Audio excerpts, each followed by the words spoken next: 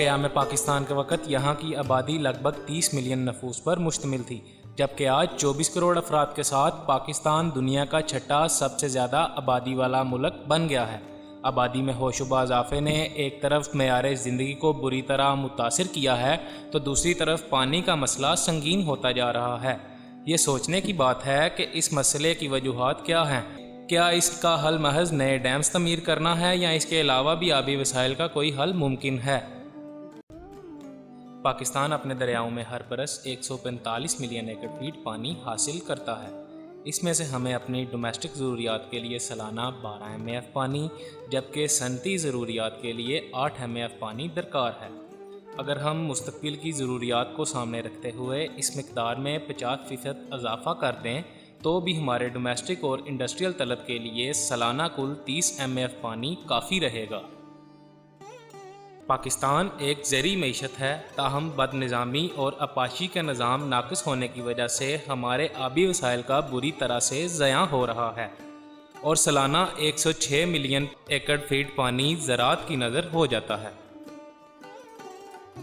ज़राअत में ज़रूरत से 5 गुना ज़्यादा पानी इस्तेमाल होने की वजह से दरिया खुश्क हो जाने पर मजबूर हैं। वाटर मैनेजमेंट में दूसरा बड़ा मसला आलूगी है।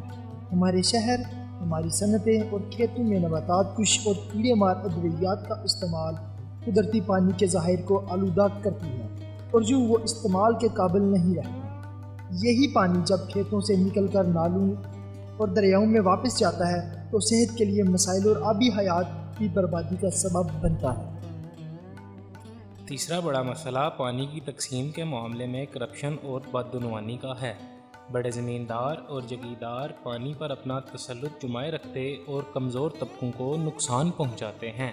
इसी तरह पानी चोरी के मामले में मनसूबा बंदी या इंफ्रास्ट्रक्चर की खामियों की वजह से पानी की किल्लत पैदा होती है।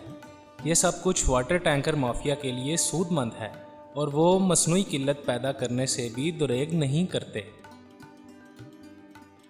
अगर बड़े डैमों के माहौलियात पर असरात को नज़रअंदाज कर दिया जाए तो भी एक कसीर रकम और 15 बरस लगा कर तमीर किए जाने वाला डैम हमारे इन मसाइल का हल नहीं होगा जिनका ताल्लुक वाटर मैनेजमेंट से है। पाकिस्तान में पानी ज़हीरा करने की सलाहियत बैनुल अक़वामी मेयार से 4 गुना कम है, ताहम खुशकिस्मती से कुदरत ने हमें एक्वाफर से नवाजा है और हमारे यहाँ 3000 मिलियन एकड़ फुट पानी ज़हीरा करने का पोटेंशियल मौजूद है। हम अगर एक्वाफर मैनेजमेंट की तरफ तवज्जो दें तो कुदरत ने हमें ये बने बनाए डैम पहले से दिए हुए हैं। हम आबपाशी के निज़ाम को बेहतर बनाकर जितना पानी बचाएंगे हम एक्वाफर से ज़हीरा कर सकते हैं। इस ज़मीन में हम जितना पैसा डैम पर लगाएंगे इससे 10वें हिस्से की लागत से हम एक्वाफर मैनेजमेंट कर सकते हैं। दानाई का तकाजा ये है कि हम वाटर मैनेजमेंट पर तवज्जो देते हुए वाटर इकानमी को फ़रोग़ दें। इसके लिए मुतबादिल हल यानी डैम इक्विवेलेंट्स पर काम करने की ज़रूरत है, मगर डैम इक्विवेलेंट्स महज 3 बरसों में बनाए जा सकते हैं और ये डैम के मुकाबले में ज़्यादा अरसे के लिए कारामद, कई गुना ज़्यादा मुनाफा बख्श और सस्टेनेबल होते हैं। डैम इक्विवेलेंट्स की मदद से हम अपने नहरी और आपाशी के निज़ाम को जदीद हदूद पर इस्तवार करके पानी का ज़ियां होने से बचा सकते हैं और बेहतरीन एक्वाफर मैनेजमेंट कर सकते हैं। वाटर मैनेजमेंट के जदीद तरीक़ों जो बड़े डैम बनाने की बजाय इस्तेमाल किए जाते हैं और पानी की तकसीम के निज़ाम में अहम स्ट्रक्चरल चेंजेस को डैम इक्विवेलेंट्स कहा जाता है।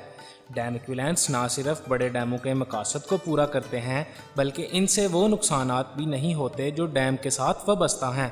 मिसाल के तौर पर दरियाई सिंध में रूवी कैनाल पर एक डैम इक्विवेलेंट बनाने से ना सिर्फ हमारी फ़ी एकड़ पैदावार 25% बढ़ जाएगी बल्कि हम सैन एंटोनियो की तर्ज पर कराची में एक मसनूई दरिया बनाकर शहर में पानी के तमाम मसाइल को हल कर सकते हैं। सिर्फ यही नहीं, हम इनलैंड नेविगेशन चैनल के ज़रिए कोटली और समुंदर के दरमियान बिलियंस ऑफ डॉलर का सामान हर रोज़ ट्रांसपोर्ट कर सकते हैं। ये स्कीम हमारी हाईवेज से ट्रैफिक को भी ख़त्म कर देगी। इससे हमें सालाना $36 अरब मुनाफा होगा।